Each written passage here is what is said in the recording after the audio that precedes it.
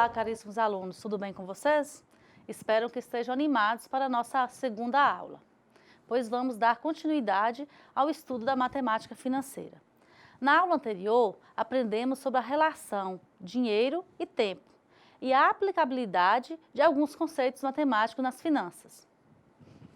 E nessa aula, vamos aprofundar o nosso estudo sobre juros e aplicações financeiras. Compreender o cenário, como o cenário econômico influencia na cobrança da taxa de juros, compreender os juros simples e juros compostos, com aplicações práticas no dia a dia.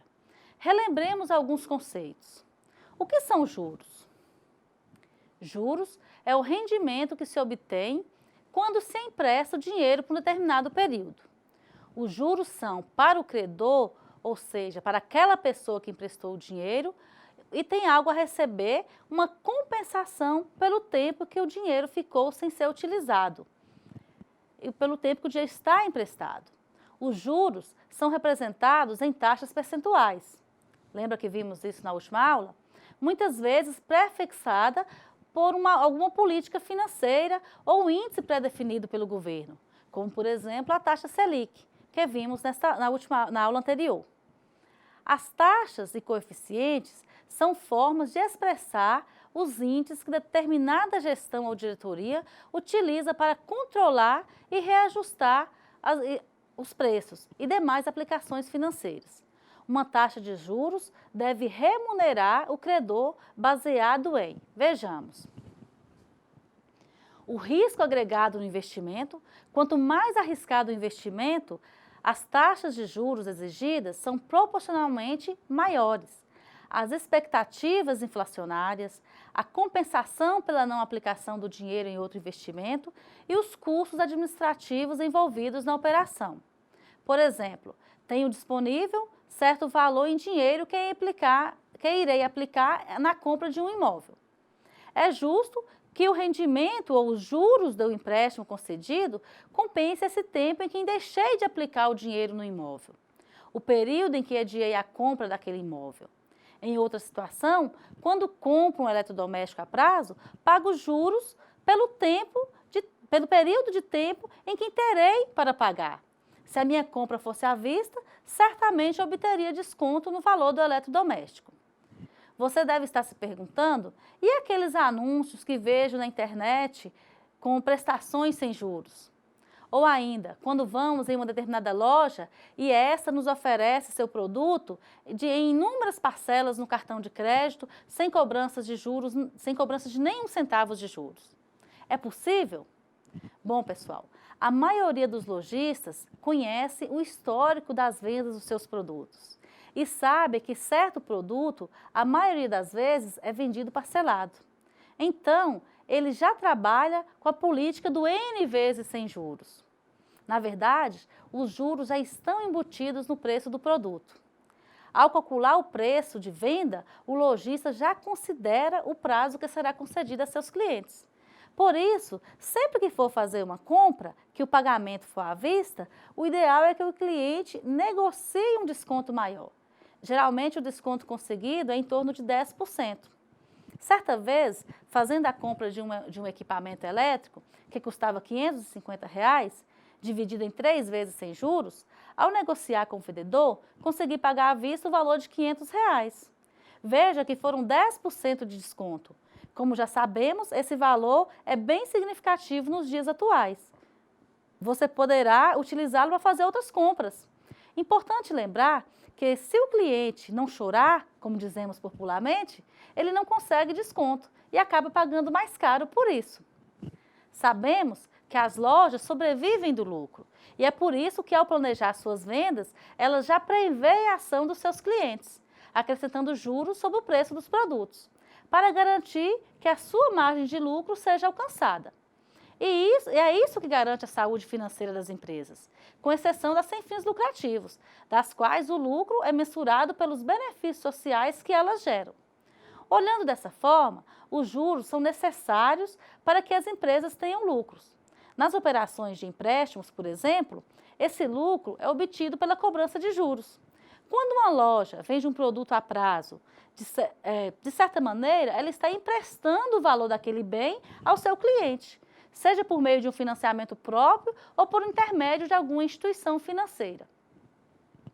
O fato de emprestar o dinheiro e cobrar juros por isso pode ser um ato benéfico para as duas partes, por quem recebe e por quem empresta.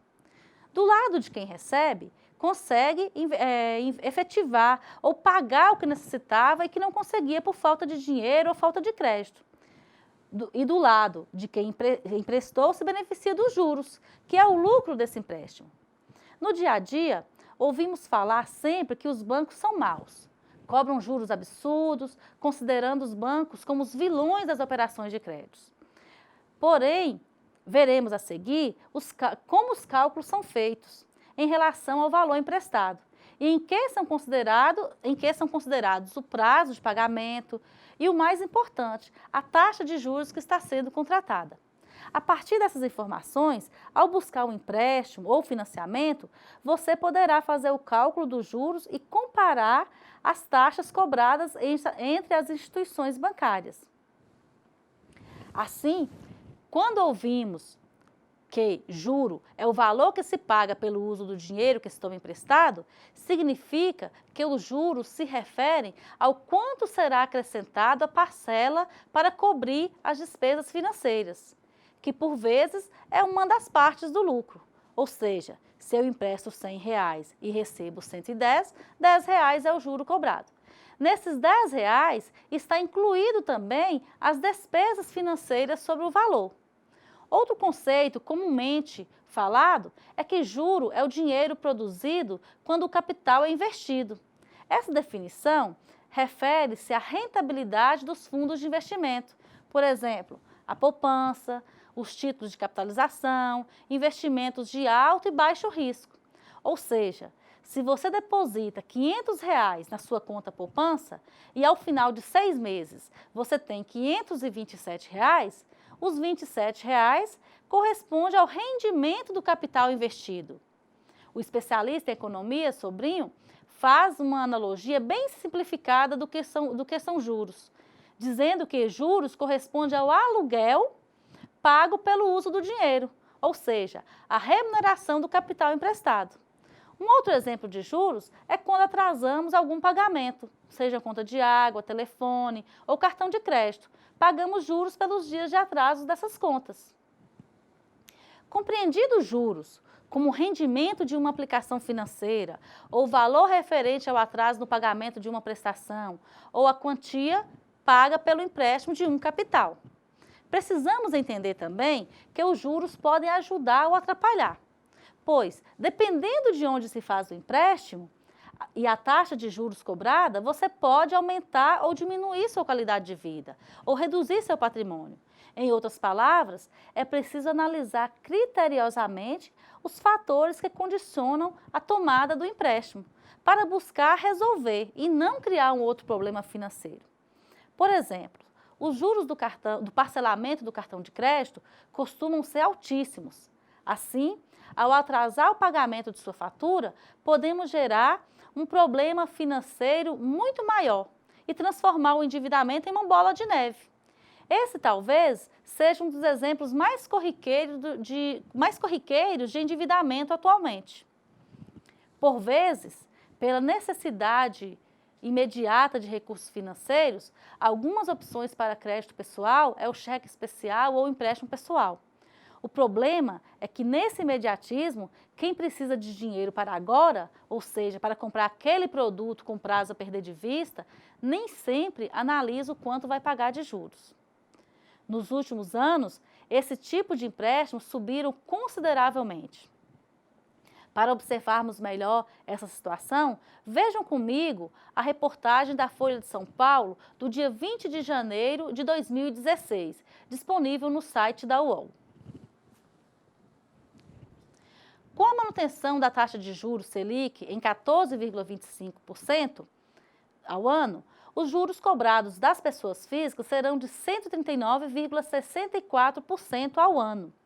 Isso corresponde a uma média de 7,56% ao mês. Segundo a ANEFAC, que é a Associação Nacional dos Executivos de Finanças, Administração e Contabilidade, a reportagem chama a atenção que com a taxa Selic nesse patamar, é preciso tomar cuidado em não se endividar, cortar os gastos necessários e evitar novos empréstimos, até que se diminua a taxa de juros. Interessante é que essa mesma reportagem traz a fala de um especialista em finanças, dizendo que um consumidor deve evitar a todo custo pedir dinheiro emprestado. Melhor que se pague tudo à vista. Por outro lado, chama atenção que quem tiver o dinheiro para investir poderá obter um bom retorno, com exceção da poupança que deve perder para a inflação. A reportagem traz que em junho de 2015 o rendimento da caderneta de poupança foi de 8,07% ao ano, enquanto a inflação foi de 10,67%. Significa que, por exemplo, se você aplicou na poupança o dinheiro para comprar um carro e o valor do dinheiro aplicado mais o rendimento, não será suficiente para a compra, pois a inflação ou a alteração do valor do bem, do carro, no exemplo, foi superior ao rendimento da poupança. Entenderam? Considerando ainda a reportagem da Folha de São Paulo, vejamos exemplos práticos com simulações da manutenção da taxa de juros Selic para operações de créditos na compra de alguns produtos.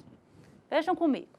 Por exemplo, a compra de uma geladeira, que está bem aqui no topo do slide. A compra de uma geladeira no valor de R$ 1.500 em 12 parcelas, a taxa Selic sendo mantida em 14,25%, os juros é de 5,5%. O valor da parcela está em R$ 174,04. O valor total do bem, que sairia a R$ 1.500, na verdade, você vai pagar R$ 2.088,53. Então, R$ 588,53 vai corresponder aos juros. A compra de um veículo, ele tem uma taxa de juros mais baixa, né, de 2,28%. Então, um veículo de 25 mil, ele está saindo com parcelas de R$ 768,77, mas são 60 parcelas, ou seja, um bem que era 25 mil, você vai estar pagando por ele, na verdade, R$ 46.126,29. Um empréstimo pessoal, aí vejamos que quando sai de compra de bens para empréstimo pessoal, já há uma mudança mais significativa na taxa de juros. Um empréstimo pessoal de R$ 500 numa financeira em 10 parcelas, a taxa de juros mensal está de 8,04%. O valor da parcela, R$ 66,49. O total pago, R$ 797,82. Ou seja, em um ano, você vai pagar R$ 297,82 de juros por esse empréstimo de R$ 500. Quando passamos ainda para o uso do dinheiro, quando falta o dinheiro para você e você vai e resolve sacar lá no crédito rotativo do cartão de crédito, R$ 3.000. O juro mensal está maior do que a taxa Selic. Olha para vocês verem, 14,25% e o juro mensal 14,35%. 3 mil em 30 dias, você vai pagar R$ 430,50 somente de juros por esses 30 dias. Se você utiliza R$ 1.000, um outro exemplo, R$ 1.000 por 20 dias no cheque especial, a taxa de juros 10,76%. O valor dos juros por esses 20 dias vai ser R$ 71,73.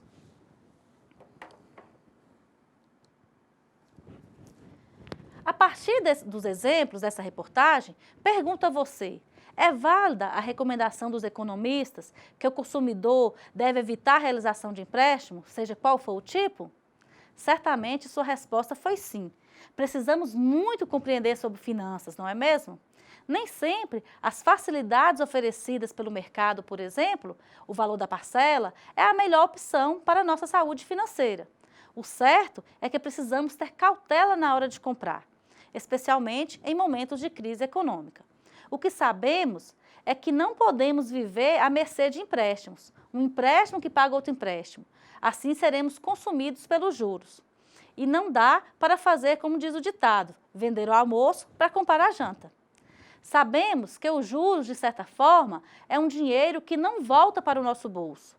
E antes de contrair um empréstimo ou um financiamento, precisamos analisar criteriosamente se o benefício trazido é realmente vantajoso para nós. Vale lembrar que se a taxa Selic sobe, consequentemente, ela eleva consigo as demais taxas de empréstimo no mercado financeiro. E conforme dados do Banco Central, esse é o maior patamar em 10 anos. Vejamos um exemplo com gráfico. Observamos no gráfico, disponível nessa mesma reportagem que eu li para vocês, observamos o gráfico que apresenta uma evolução, que o gráfico apresenta uma evolução da taxa de juros de 2012 a 2016. Se compararmos a taxa do final de 2012, que está aqui, né, do final de 2012, correspondia a 7,25%, e atualmente está em 14,25%, observamos que a taxa praticamente dobrou o seu valor. A título de curiosidade, a taxa Selic ela foi mantida agora pela 5ª vez consecutiva em março de 2016. A mesma taxa de setembro de 2015 pelo Copom. Em termos reais, descontada a inflação, os juros brasileiros continuam entre os mais altos do planeta.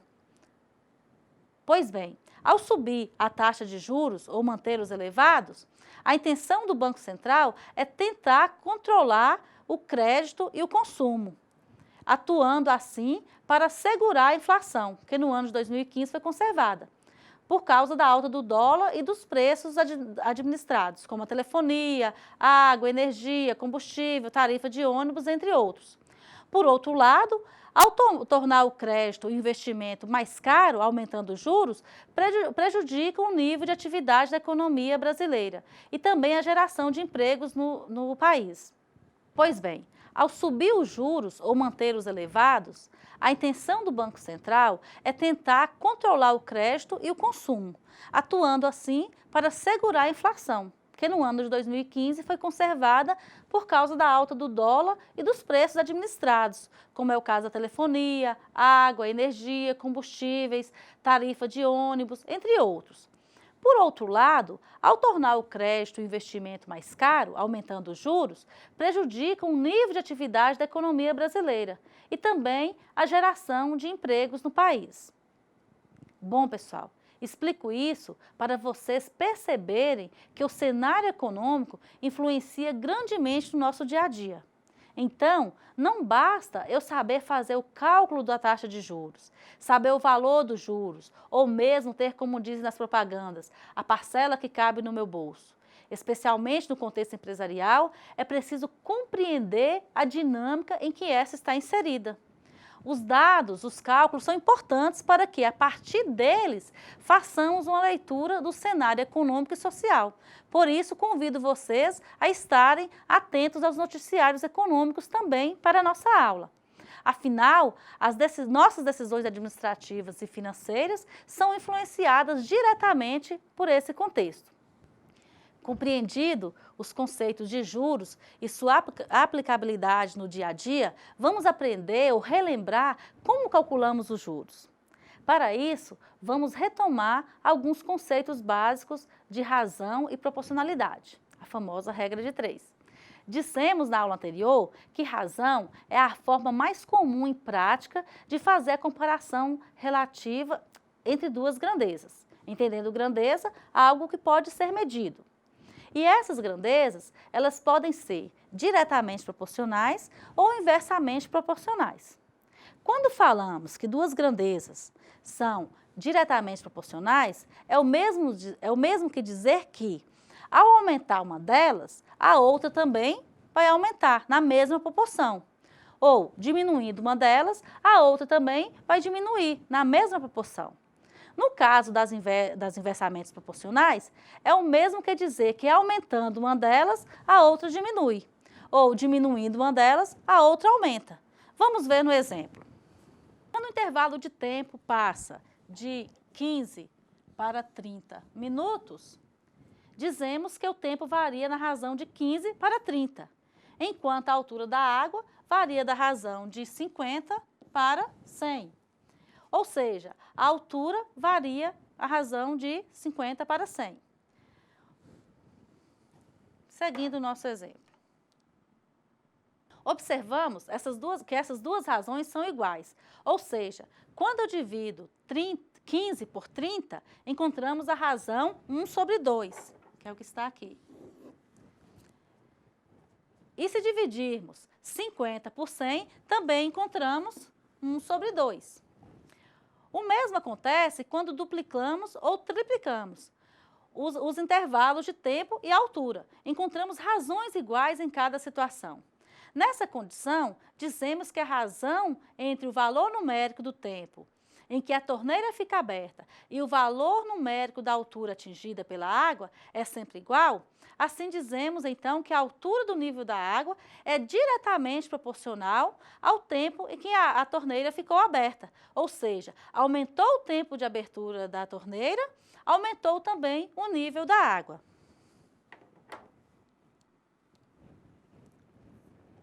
Outro conceito básico da matemática importante para a resolução das questões é a proporcionalidade, ou a regra de 3. Em suma, quer dizer que é o processo prático para resolver problemas que envolvem 4 valores, dos quais conhecemos 3 deles. Na prática, eu tenho 3 números e devo determinar o 4º número. Vocês lembram disso da matemática, certo? Vamos relembrar os passos para isso. Primeiro passo. Eu preciso construir uma tabela, agrupando as grandezas da mesma espécie em colunas e mantendo na mesma linha as grandezas de espécies diferentes, em correspondência. O segundo passo é identificar se as grandezas são diretamente ou inversamente proporcionais. E o terceiro passo é montar a proporção e resolver a equação. Vejamos os exemplos. Suponha que Bianca comprou 3 camisetas e pagou R$120. Quanto ela pagaria se comprasse 5 camisetas? 5 camisetas do mesmo tipo e preço. Vejam a resolução. Então, ela montou a operação. 3 camisetas a R$120. 5 camisetas a valor X, que é o 4º número que precisa ser descoberto. Então, como que vai ser feita a multiplicação? Como que vai ser encontrar esse valor, né? 3 que multiplica x, tá aqui, é igual 5 que multiplica 120. Ou seja, x é igual 5 que multiplica 120 dividido por 3. Quer dizer, o valor das 5 camisetas vai ser R$200.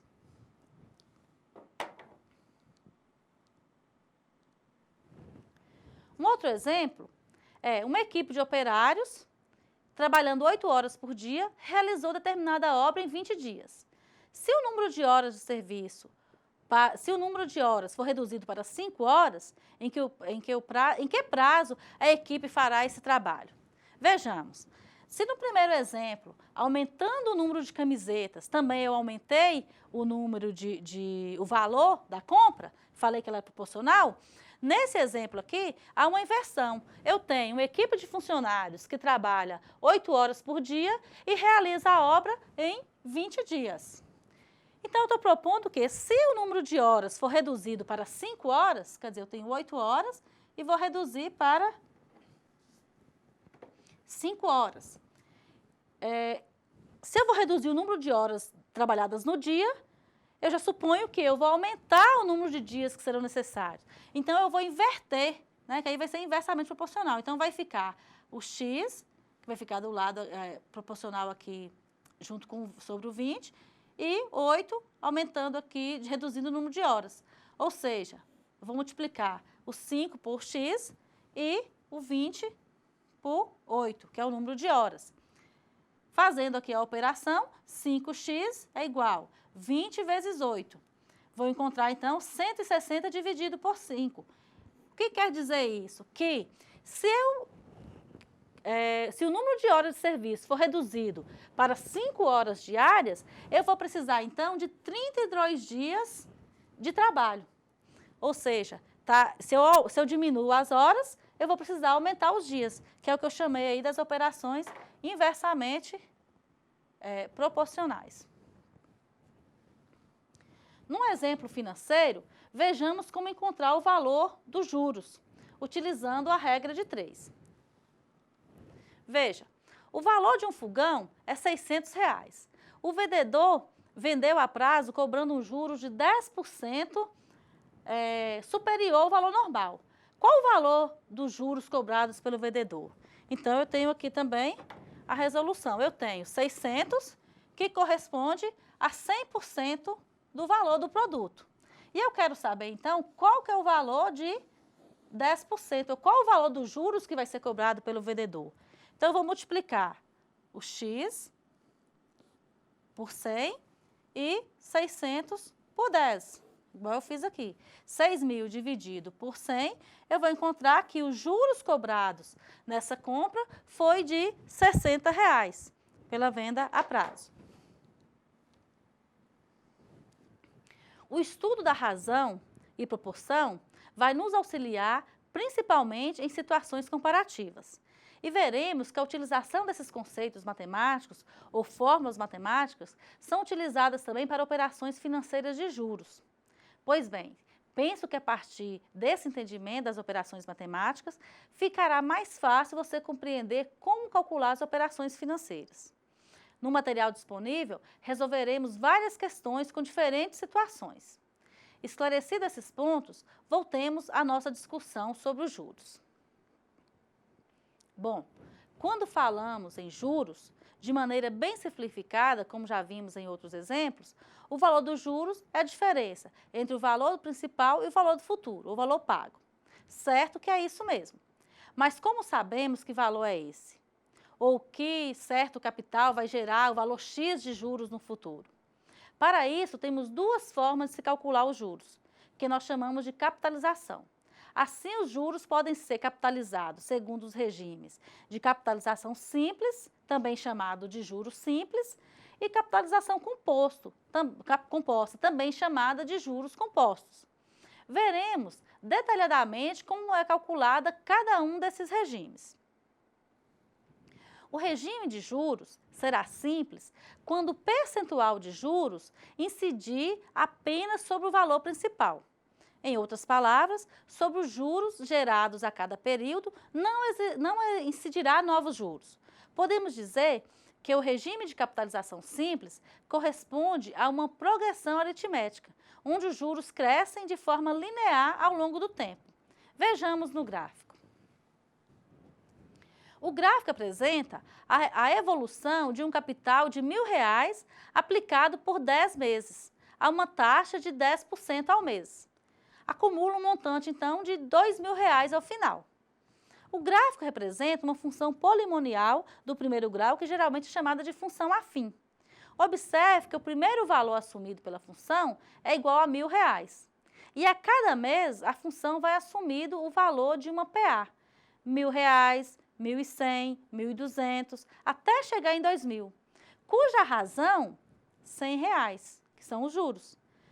Esclarecendo, temos que um capital de R$ 1.000, que a cada mês é acrescido o juro de R$ 100, significa que a taxa de juros foi de 10% ao mês. Esses 10% incide somente sobre o capital, ou seja, somente sobre os R$ 1.000. E o comportamento no gráfico se dá em forma de linha reta, como podemos observar. Mas como que calculamos os juros simples? Já falamos que juros é compensação em dinheiro, que pagamos por certa quantia que foi tomada em empréstimo, em função da taxa de certo período de tempo. Então, vejamos que quando falamos juros simples, devemos considerar a seguinte fórmula. J, essa primeira fórmula. J é igual a C vezes I vezes N. O que significa isso? J corresponde aos juros, C ao capital, ou o valor presente, o valor que foi tomado por empréstimo, I a taxa de juros e N o tempo. Então, quer dizer que para eu encontrar os juros, eu preciso multiplicar o capital emprestado vezes a taxa de juros vezes o tempo. Então, encontro assim os juros. O N representa o tempo ou o período de tempo e deve ser indicado na mesma unidade a que está submetida a taxa. Se a taxa está em mês, o tempo também deve estar em mês. E, caso contrário, deve-se realizar a conversão para que tanto a taxa como a unidade de tempo estejam compatíveis. Isto é, na mesma unidade. E como encontramos então o valor total? Simples. Podemos somar o valor do capital mais os juros, mas também podemos encontrar sob a seguinte fórmula, que é essa aqui. M é igual ao capital vezes 1 mais a taxa vezes N, onde M corresponde ao valor do capital mais os juros e é denominado valor futuro ou valor do montante. Temos uma dívida de R$1.000 que deve ser paga com juros de 8% ao mês pelo regime de juros simples. Devemos pagá-la em 12 meses. Qual o valor dos juros e o valor do montante? Observe a resolução. Eu não disse que a fórmula dos juros é J igual ao capital vezes a taxa vezes o tempo? Então, vamos aplicar os valores. Primeiro, separamos. O que eu procuro, então, é os juros, certo? Eu tenho o capital, R$1.000, e tenho a taxa, 8%, que está ao mês. Eu transformei em unidades decimais. E tenho o tempo, que é 2 meses. Então, a taxa está em mês, o tempo também está em mês. Então, é só aplicar a fórmula. 1.000 vezes 0,8 vezes 2. Encontrei, então, que os juros é R$160. Pediu também o valor do montante. Como que eu acho o valor do montante? M, que é igual ao capital, vezes 1 mais a taxa que multiplica o tempo. Então, estou procurando M. Já tenho os valores do capital, da taxa e o tempo. Vamos fazer a operação. M é igual a 1.000, que multiplica 1 mais 0,8 vezes 2, que vai ser 1.000 vezes 1,116. Então, o total do montante é 1.160. Fazendo essa de forma simplificada, é eu pegar o capital mais os juros, 1.160. Aí podemos conferir o valor. Lembre-se, para trabalharmos com as fórmulas de juros, devemos atentar para algumas particularidades das mesmas, tais como o I deve estar em sua forma decimal, ou seja, se a taxa for 10%, devemos dividi-la por 100, transformando em 0,10. Vejamos no quadro resumo. Se for 12%, devemos dividir por 100 e encontrar 0,12. Se a unidade utilizada no período não for compatível com a taxa de juros, deve ser feita a conversão de uma delas, ou seja, uma taxa de 5% ao mês e um período de 12 anos. Converta-se a taxa para ano para juros simples, ou período para mês.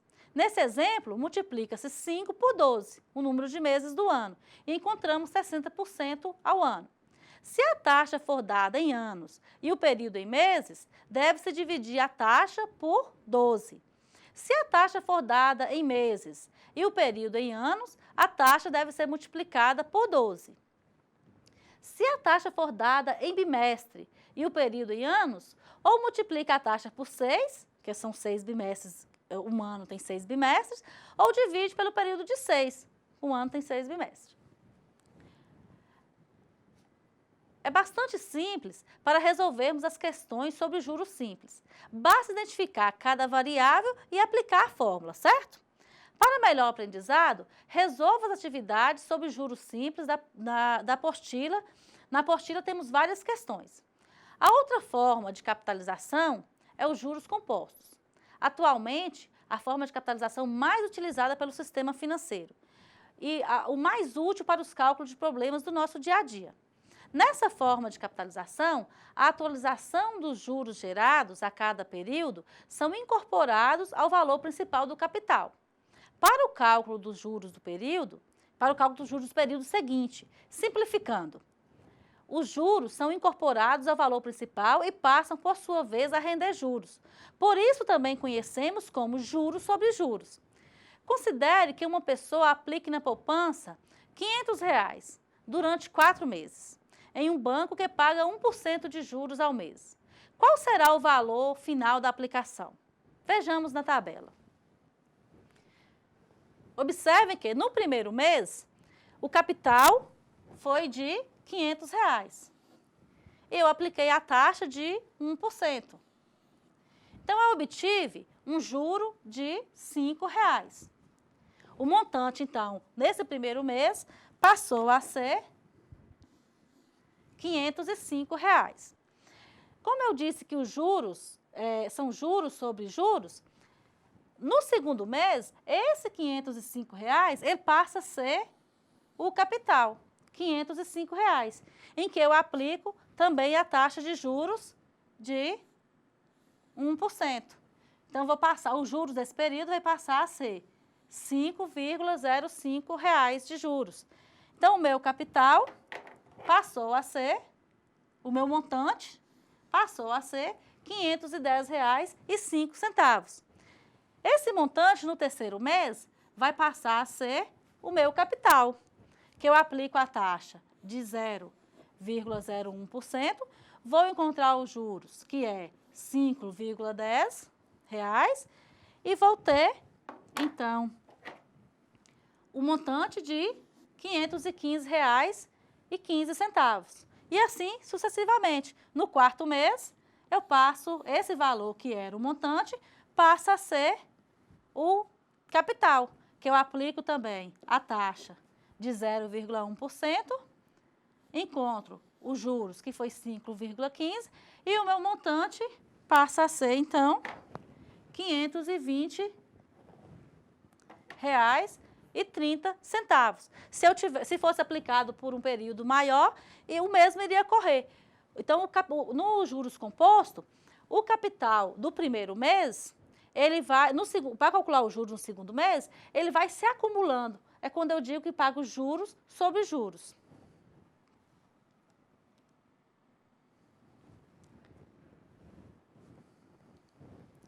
Dessa maneira, após 3 meses de capitalização, podemos observar que há a seguinte fórmula. No primeiro mês, o montante é igual à fórmula capital vezes 1 mais a taxa. No segundo mês, eu vou ter o principal é igual ao montante do mês anterior, ou seja, vou ter o capital, então a taxa ela vai ser multiplicada 2 vezes, porque eu vou calcular também os juros sobre os juros. No terceiro mês, vai acontecer a mesma coisa, eu vou multiplicar por ele mesmo 3 vezes. Então, para simplificar essa fórmula, como que eu faço? Eu digo que o montante é igual ao capital vezes 1 mais a taxa elevado ao tempo. Então, nós passamos a utilizar aqui, então, o expoente, que é a quantidade de tempo, onde M é o montante, J é os juros, C é o capital, o valor presente, I a taxa de juros e N o período de tempo. Atenção, pessoal, na fórmula de juros, seja simples ou composto, as unidades de tempo referente à taxa de juros e o período, que nós chamamos de N, têm de ser obrigatoriamente iguais. Isso é importantíssimo, vocês não podem esquecer. Por exemplo, se a taxa for 2% ao mês, em um período de 3 anos, devemos considerar 2% ao mês durante 36 meses, ou seja, 3 vezes 12. A taxa deve estar, então, ao ano e ao mês, o tempo também deve estar ao mês, ok? Voltando ao mesmo exemplo que utilizamos para calcular juros simples, vejamos como fica o valor e como se comporta o gráfico aplicando um capital de R$1.000 por 10 meses a uma taxa de 10% ao mês. Vejamos como fica em juros compostos. Então, um capital de R$1.000 aplicado por 10 meses a uma taxa de 10% ao mês, acumula, em juros simples, acumula um montante de R$2.000. Mas se fosse em juros compostos, vejamos, eu tenho o capital, que é R$ 1.000, tenho o capital, que é R$ 1.000, a taxa, que é de 10% ao mês, e o período, que é 10 meses. A taxa está em mês, o tempo está em mês. Então, posso aplicar a fórmula, que é M igual ao capital vezes 1 mais a taxa elevada ao tempo. Como que eu faço isso? R$ 1.000 vezes 1 mais 0,1, que eu transformei aqui em unidades decimais, elevado a 10, que é o tempo. Fazendo o cálculo, vou encontrar, então, R$ 2.593,74. Veja que foi R$ 593,74 a mais do que foi lá em juros simples. Por quê? Porque nessa fórmula aqui, eu calculei os juros sobre juros. Os juros foram compostos. Como que, então, comporta o gráfico? Enquanto naquela primeira curva, naquele primeiro gráfico, nós observamos uma linha reta, uma linha mais linear, aqui nós observamos uma curva, porque calculou-se o juros sobre juros. Pessoal, a calculadora financeira facilita os cálculos quando utilizamos a potenciação em nossas fórmulas. As planilhas em Excel também. Então, considerem aprender a utilizar essas ferramentas se vocês ainda não sabem, certo? Mas, e na prática, quando utilizamos juros simples ou juros compostos? Como disse, a maioria das operações em dinheiro utiliza juros compostos, que são todas as compras a médio e longo prazo. Compras com cartão de crédito, empréstimos bancários, as aplicações financeiras como caderneta de poupança e aplicações de fundo de renda fixa, dentre outros. Os bancos utilizam juros compostos. Essa é a forma de manter seus lucros. Raramente encontramos o uso para o regime de juros simples. Esse é somente o caso de operações de curtíssimo prazo ou de processo de desconto simples de duplicatas. Tal fato ocorre devido ao risco de se emprestar o dinheiro e não receber o pagamento pela dívida, como o risco de uma empresa, ou de uma pessoa, uma empresa, contrair uma dívida alta e não poder pagar. As instituições financeiras optam por regimes mais rentáveis de cobrança de juros.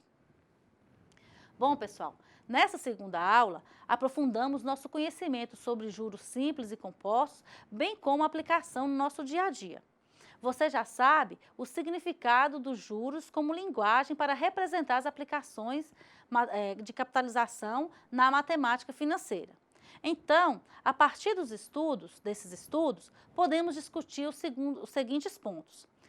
Quais as diferenças existentes entre os regimes de capitalização simples e capitalização composta? E como as empresas negociam o preço de venda de seus produtos à vista ou a prazo? Faça isso juntamente com seus colegas e o tutor antes de finalizar a nossa aula. Nesse tópico, vocês deverão realizar uma atividade em equipe com um máximo de 5 pessoas, com a seguinte temática: juros simples vezes juros compostos. O objetivo é possibilitar uma visão prática dos conceitos abordados no caderno didático, com o propósito de indicar as vantagens e desvantagens dessas modalidades de capitalização para os bancos e para os clientes bancários. Portanto, essa atividade propõe a realização de um estudo comparativo entre juros simples e juros compostos, com base em dados fornecidos por uma instituição bancária. Para a realização dessa atividade, você deve dirigir-se a uma instituição bancária de sua cidade e solicitar a simulação de um empréstimo pela capitalização simples e pela capitalização composta. E caso não exista essa possibilidade de obter essa informação junto a um banco em sua cidade, ou não exista uma instituição bancária em sua cidade, você pode realizar a simulação por meio de simuladores disponíveis no site das instituições. E se a instituição bancária fornecer somente uma das modalidades, a capitalização composta, por exemplo, caberá à equipe simular outra condição nos dados fornecidos pelo banco. A representação da simulação deve conter as seguintes informações: ano, a taxa de juros, se é mensal ou anual, o valor principal, é o capital, os juros, o valor das parcelas, tanto dos juros simples como dos juros compostos. Vocês devem comparar essas duas situações. Para finalizar, lembro a vocês que é muito importante para o aprendizado a leitura e o estudo do caderno didático e a participação nos fóruns de discussão. É lá que vamos compartilhar o conhecimento adquirido e sanar nossas dúvidas. Além da nossa videoaula de conferência hoje, selecionamos alguns vídeos interessantes sobre juros simples e juros compostos, que estão disponíveis na internet. E indicamos no final do tópico 2, lá no ambiente AVA, como material complementar para auxiliar vocês. Agradeço a atenção e aguardo vocês nos fóruns de discussão. Até a nossa próxima aula.